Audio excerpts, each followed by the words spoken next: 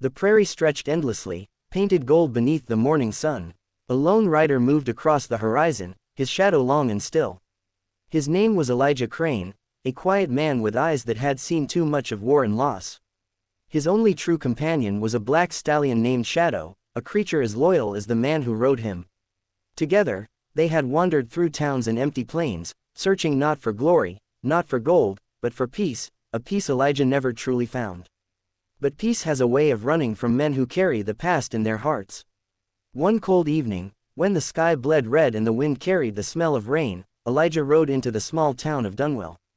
He didn't expect much, just a hot meal, a dry place for his horse, and maybe a quiet night. But fate had other plans. Dunwell was ruled by fear, the kind born not from law, but from men who made their own. The Carver brothers ran the place, a gang of 5 who called themselves ranchers but were nothing short of outlaws. They had money, guns, and cruelty to spare. Most folks kept their heads down when the Carvers rode in.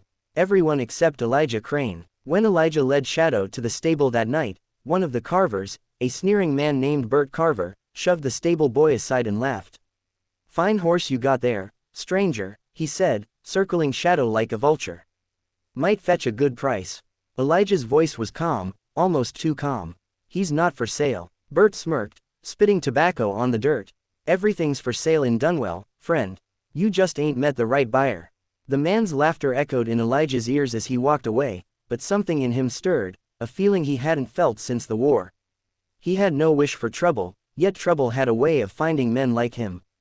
That night, the rain came hard, pounding against the roof of the saloon where Elijah sat in silence.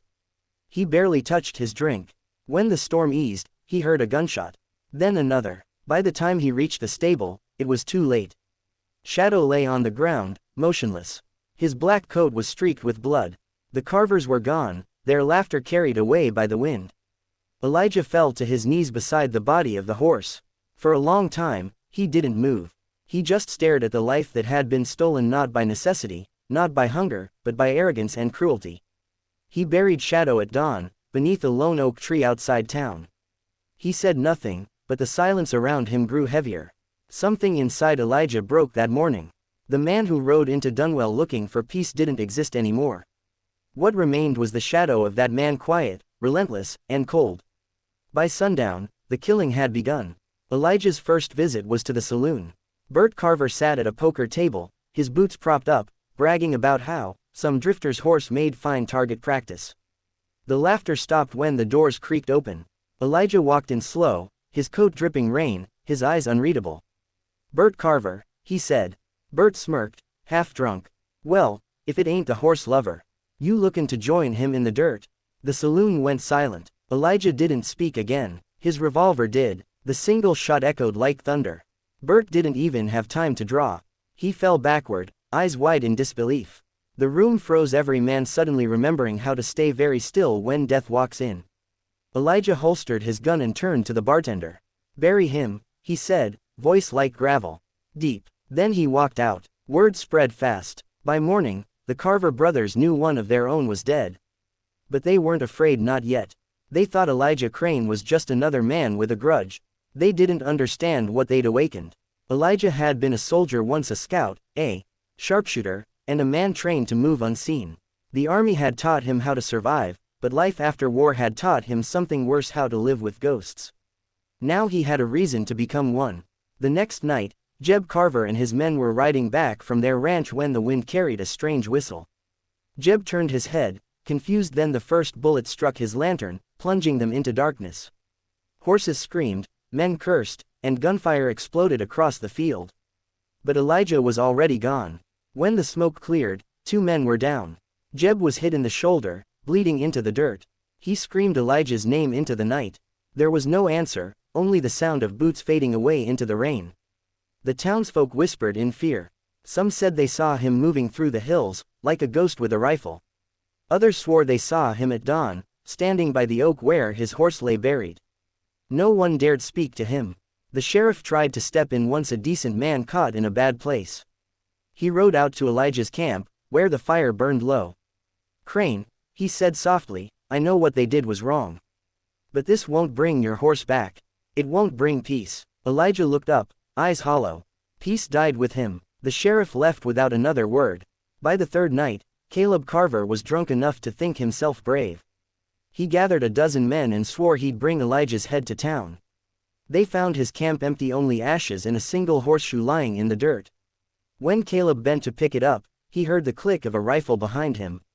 Elijah stepped from the shadows, his face half hidden beneath his hat.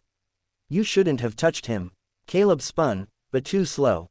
The rifle cracked. The others ran. The next morning, they found Caleb's body hanging from the oak tree, the same one under which Shadow lay buried.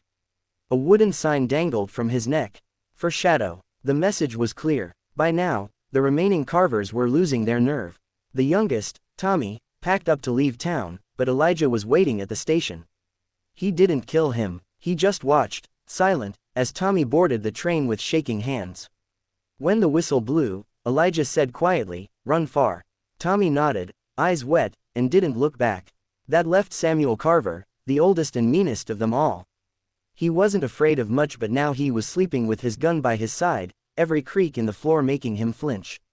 He hired men from nearby towns, mercenaries with dead eyes, promising them gold to kill the ghost that haunted him. But they didn't understand that Elijah Crane wasn't hunting for gold or revenge anymore. He was hunting for justice, the kind the world forgot. It happened during the harvest fair. The town was trying to pretend life was normal again. Music played, kids laughed, and people dared to hope maybe it was over. But Elijah didn't come to Dunwell to dance. He watched from the shadows as Samuel Carver strutted through the crowd, smiling like a king among peasants.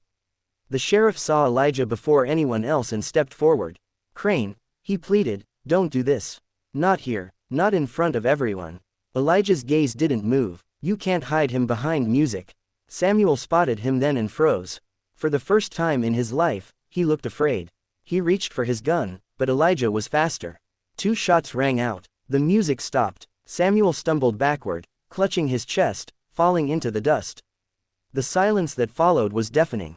Elijah walked over, knelt beside him, and whispered something no one heard. Then he stood, holstered his gun, and walked out of town.